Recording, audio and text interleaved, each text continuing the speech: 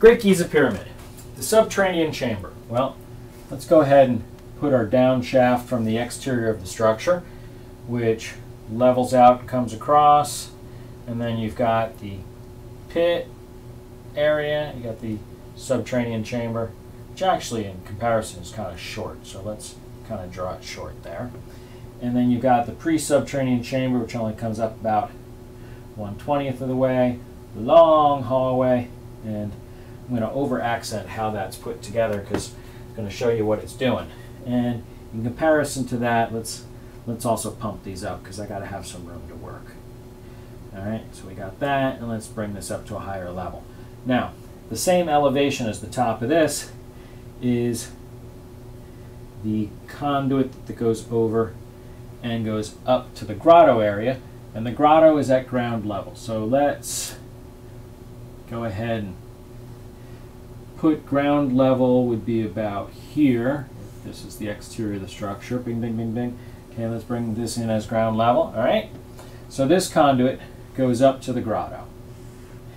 And in the grotto, it kind of actually goes horizontally through it and then cuts over to join, which is the ascending shaft, which we'll stick right there for right now.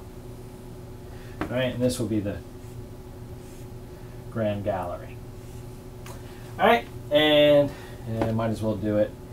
Of course, I did it at the wrong elevation because this right here keys with this. So let me just raise this all up. This whole thing. Be much easier if I had a smart board, eh? All right, put that up there. All right, so, and the Queen's chamber. And let's see how good my art is today. All right, so what we're going to have is the water level is going to be, this is the 35th level where the ring is around the structure, the barrier, static electricity barrier ring. So the water level is about, think about here. Maybe a little lower. Not 100% sure just yet.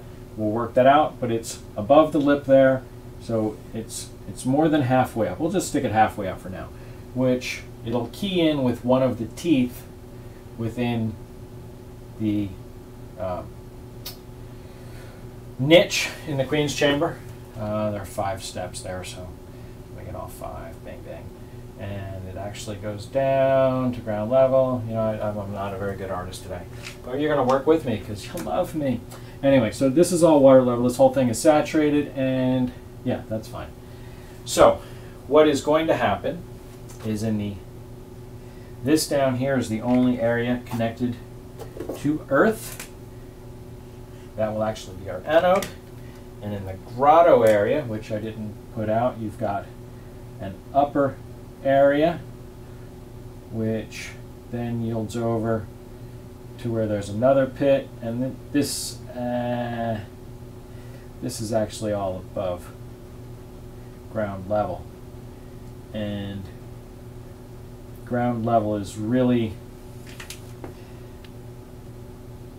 on this one, ground level is here. So we're going to, instead of me redrawing it, ground level is there, such that this is all Earth, and I believe the bottom of that is Earth. I could be incorrect about the bottom over here being Earth, but I, at this point, do believe it is. So, this will give us our cathode and our anode. Why? Well, that's because of the delta, the difference between the ambient static electricity on the surface of this structure and the ambient surface of the structure next to it, and the pools around it, and the fact that they pump water beneath here, and or just the aquifers themselves from the Nile River. Either way, the voltage difference between this area of ground and this area of ground is going to be different. And that difference is going to be enough voltage to cause the waters to separate into their respective gases. Now, it may not initially do it like a violent storm, but the whole system feeds upon itself and sets itself up for a much more efficient system. But this will vent oxygen bubbles, which will bubble up into the room with water level being approximately here. It will fill the room and bubble out. Now, the way that this is actually constructed, the lip on this side is about an inch lower than the lip on this side. So, and we have another granite rock which sits slightly above ground, above the, I'll say ground level, the bottom of the shaft, grounded to this side. Why is that important? I don't know. It is. But when you look at the crack and where it was sitting, it was grounded to that side. That, when this system is at a point where, well, I guess, let's just say it's there. This gas will fill, oxygen, will fill into the system and work its way across. Now, I am of the belief that it may be a mixture of both gases because of how nature does its thing. Some hydrogen will vent out of the system because this system is designed where the top first like 6 feet are nice and smooth. Then, why is my pen being so mean? Then there's a tooth that's about 2 inches square that runs around the, well, at least the top 2/3 of the conduit. I can't swear it goes beneath ground level because there's dirt on the ground, but it doesn't have to. It's not going to be functional at that point. Then from there, the other side is about an inch lower again. And this small downhill slope is across the entire area right here. But it's more like stucco.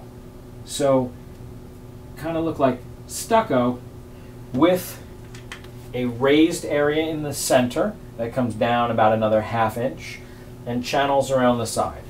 And it is done this way so that the two gases, the hydrogen and oxygen that are going across the structure, will pool in different ways so that the hydrogen, the one that is the lighter of the two gases, will be pushed back into the system while the oxygen will flow across the top and out of the system. It does its best to quarantine the hydrogen within the system. Even on this area here, the way it's designed is it's the hydrogen, well, either gas, but the way it pushes and pools, the hydrogen gas, when there's a pressure added to that section, squishes the higher gas across and down such that a higher percentage of hydrogen is actually what will escape back into this room. So this room is going to be a higher than average hydrogen concentration in respect to the gases. And the oxygen is actually the byproduct. Now, when I say byproduct, it does work. Some of the work is it'll bubble over this little thing and fill into this tooth. And when it fills that tooth, it will then, as it breaches the bottom of that, grow across this smooth, and I wouldn't be surprised if it's very extremely level surface, up until the point that that bubble breaches here, and then it will bubble up, and the way it works, it'll come all out at once, and the water, which is saturating the whole structure, will then bubble down, and this will cause a water hammer. If we look at pictures from the 1800s, you see 4 or 5 piles of dirt. One of them is right at the entrance there, and one of them is halfway down that hallway. And that marks the frequency and or power of that particular water hammer. And volume, the frequency and volume of that particular water hammer as it enters this room. And we can calculate all the other variables. But that water hammer will pass through the room and go down this dead-end shaft. Now, one thing that Bren Forrester's video, which I have linked on my YouTube, shows is that the top edge of this is actually rippled like a caterpillar. And I think it has kind of like an egg shape to it, so my artistry there isn't very good, such that when this power water hammer comes through the room, we're actually going to get some high pressures and extremely low pressures within that conduit. And that is something I'd like to work out and really explore in depth, but it's going to happen. Now, exactly what is all occurring, well, that's what brainiacs are here for. But the oxygen will come out. Now, as it comes out of the system, we're going to just start with the basics. We'll expand in some of the other videos. But as we're told, this is covered with loosely fitting rock that was put there without mortar, so it was easy to get out, where the other rock around the entire structure is all mortared and you can't put a piece of paper between it. It's so nice and tight. Well, I'm going to tell you that the water will seep through the rock, and we'll get into the pressures and how they regulated that in a bit. And this oxygen would be fighting its way out, up and out of the system. So it's going to be percolating through those rocks as water is coming through. And what that is going to start to do is to create a backfill of oxygen under pressure. And there is some seepage of hydrogen. You can see the canals that run up the wall when you look at it. And again, I have some good videos on my YouTube channel. You can sit there and YouTube them. Some of them have some pretty foul language, so turn the volume down and don't let kids watch it. But, or, you know, let them, because it's very important. This will lower the water pressure, lower the water elevation in here by adding a higher pressure to the water, like you're pushing down on a piston or a pump. What this will do is slightly raise the elevation of the water within the system. Now, I'm going to tell you there's more to it, because they artificially set the water level here so that the water level is actually kind of right down the center of that structure. And we'll get into that in a few minutes, but the average of this occurring will drop the water level down. And when you look at the front of the structure, where they have, and I'm going to put it at about the same level so we can talk about it, they've got this really cool wave thing there that shows us where they set the little kind of like how you have the ripple in your squiggle in your toilet bowl to set the water level in your toilet bowl. This set the water level within the structure and maintained it at that particular water level. Now the pressure is maintained, the exact pressure here, based on the elevation of the water on the outside and the volume of water within the holding pool on the outside of it. And that will set the pressure of what this would be. And this can only really be done, well, it can easily be done, but it can also be calculated, because we can get most of the actual sizes of the structures from the math within the structure. But again, I'll get to communication within the structure. Well, you've already seen some of it. Well, and I've talked to how the niches line up with the elevations of the water within the three pools of the structure, and also, well, I'm not going to say also of anything just yet. You'll see as the system grows. Within here, we're going to have hydrogen bubbling out, same way we have oxygen bubbling out here. And it's going to have, I believe, both gases as well, but it's the hydrogen that we're going to focus on the most. And they bubble out of the system, and they're going to bubble up to water level in here is going to start at just above where the hole that comes into the grotto area is. And I say just above because you have water within the system adding a higher water pressure, which will raise the water just a little bit. So that, you know, foot pressures of the waters that, you know, hold thing. It doesn't matter. We'll get into that later. The hydrogen will come up, saturate that room primarily, and eventually I believe it will be exclusively hydrogen, because they really only want exclusively hydrogen. You can't really mix the gases. You got to keep them separated, otherwise you have misfires that occur. But hydrogen comes out of here. There are holes drilled in the southern wall. Now, the way I've drawn this would actually be north is down, south is this way. So south would be coming out of here, out of the thing, but rotating, since this is north and this is south, come out of the southern wall. And I don't know how deep into the structure they actually go. Those conduits are deep, the one that they hide the scrolls in. And it would then from there be piped up to the top of the structure, where it comes in above the king's chambers into what they like to call the relieving chambers, where they find the dust and shells and stuff that they can't account for. Where it's burnt back together with ambient oxygen from outside, air, and then comes down the system. Oops, that would be blue. Comes down the system as precipitation and or water down the Grand Gallery, and either dripping or running down as a stream of water if it has already condensated. Well, I don't know if this is the first video you're watching. Trust me on that. I can go into it in more detail, but same way that you can break water apart into its respective gases, burning them back together rejoins them together.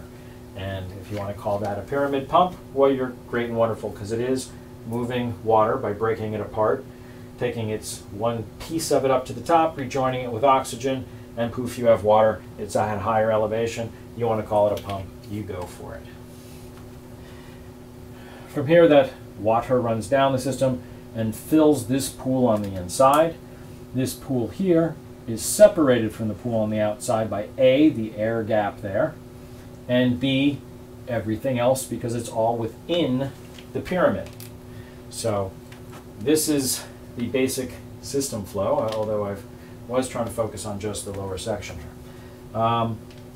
When the pressure here gets to a point, and I have to play more with how hydrogen and oxygen do work together, and part of the reason I believe that this is hitting Earth is because I do believe that that is since nature will be what nature does, where oxygen will come up into the bubble that's on the south part of the grotto. Actually, it kind of is the south side. The lower bubble, they're like two bubbles that kind of clamshell next to each other in such a way that there is an airlock, which will A, keep the water from receding, and B, I believe it will put pressure on the water to let hydrogen out but not oxygen. And when there's too much oxygen, the oxygen within the lower grotto here will it doesn't really look like, unless the water level is different than I believe it is. I believe the water level is above, well, it'd have to be above the hole, but I believe it goes up to and saturates to the point where the water would push down and it would bubble up. I don't know. I kind of would like to work on that. I'd like to also get better specs on the room, because I'm assuming some of the configuration. I only have shots of like 3 or 4 of the walls. Well, I don't have a full panoramic view. I think one thing, we're wasting all this time and energy hypothetically going to send a little Zeppelin balloon into an area to check out a potential void. Why don't they send that same exact little camera drone down into the grotto and get some really nice pictures of the grotto? Get me really nice pictures of the area where they came into the structure, because I think they had to do some damage there, because I think there's a configuration like this which will maintain a water level as well in there and not allow it to come out. Or it could be the pressures where it's maintaining it at ground level, and or the structure very next door to it has a configuration where it comes down, goes across, and goes up to exit. This area here comes down, and this area here comes down to where, and you can see when you look at it again, I have these videos on my YouTube where a gas was bubbling out of this side. So it was maintaining something in here And I believe that this is at the same elevation as this down here. So being that all three of the pools are connected together, they may be playing with the pressures of the different ways that water works, because the hydraulics is quite amazing when you really get into it.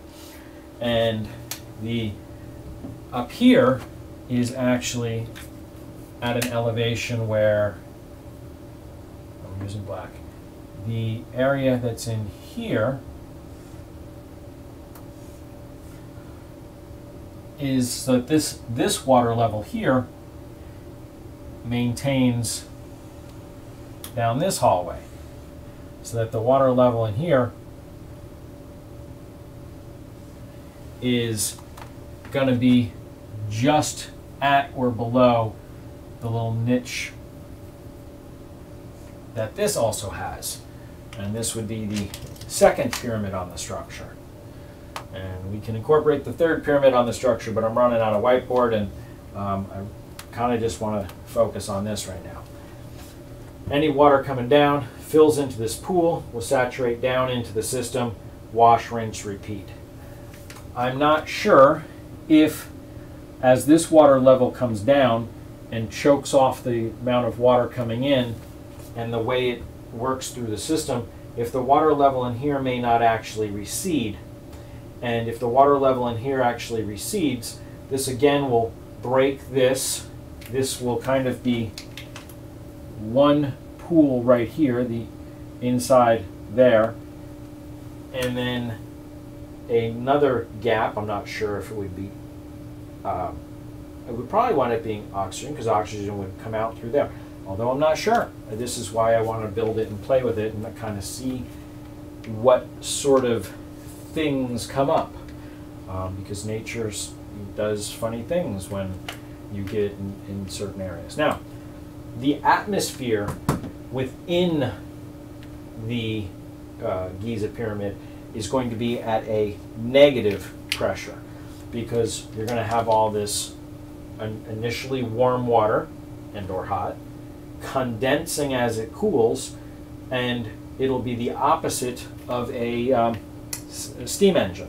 So you're going to have a vacuum engine, and this vacuum engine is going to apply, I believe, suction power to the top of the water level in here, and that may be also in line with some of the teeth, the clues within the conduit that goes into the niche, how it has 3 different elevations there, and then one right at the end before it's got its little box. It comes back. I can't draw that very well. And those key in with the teeth on the outside when you look at the markings of how of what does what. And that, I believe, relates to the water levels at each of the 3 pyramids. Inversely, as the pressure in here changes, the water level on the within the other structure, because they're all working as one big system, is going to slightly change, because this is the micro, where exterior is the macro, and they kind of reverse the whole system. Purposely cause I believe this to be an oxygen bubble within here, and purposely cause, I'm not sure, but I believe a hydrogen bubble within here. That also may be oxygen, because they may be putting as much oxygen to the surface of the water as possible, because of how hydraulics work. I'd rather debate that with somebody who can tell me. I'd like to ask questions and have them tell me, oh, that means it would do this. I'd be like, yeah, that's the answer I was looking for. At this point, I'm kind of speculating, because I can't find the answers just yet. But well, that's pretty much the elevations of the liquids, and it's not always just plain water. Water has many different specials that are happening within the structure. And well, I think that covers. Oh, you know what? I wanted to kind of go into this now that I'm near the end and I've got the time. The way that this is, instead of it just being loosely fitting rocks. I believe there was a pattern to these loosely fitting rocks. The pattern does follow the markings, which are, if this was it, they'd be slightly above. You've got that conduit that comes around the side. It comes around, and they're right above that, and then you got your two chevrons right above it. From the outside of the structure. New erase board pen. You've got that on the outside of the structure. Okay? And that's all right here. What is occurring is, within here, the air, oxygen, fighting to get out, it's given the escape valve out that one conduit to the side. That is maintained the pressure because as it comes out, it has to go down, pushing against the water level of the water at that elevation. And that will maintain the pressure of the water within the air within here, which will give the exact same pressure pushing down as it has to pushing there to fight against that particular amount of pressure of water. I think that's a really well set up scheme. The inlet, the water in, is actually the spillway itself. It has to come in and then it has to fight against a series of rocks, which again will act like that which is in your toilet to maintain the water level, knowing the pressure within the room, fighting back against the water so that that pressure is maintained. The reason there are two squiggles is because one is the macro and one is the micro. It needs to have an average for when there are bursts and stuff, and then one is the fine tuning to maintain the average. It'll give a little but bounce back to maintain the average at the right level. And I'd be glad to go into how I feel that is configured on a 3D plane, but you got to keep into account whatever idea you come up with has to marry the scarring on the sides of the spillway, because I want to try to get it as close as possible to the actual configuration as I can. And until I find that area within the Nazca planes that actually detail it, and then I'll go by that, and I won't have to guess as much. Well, what is, as long as it works and maintains it, we can do whatever as long as it follows the plan. These actually tell you the elevations, and we can calculate the pressures of the volumes because we know all the configuration within the structure. I think that's about all for now. Yeah. Thank you.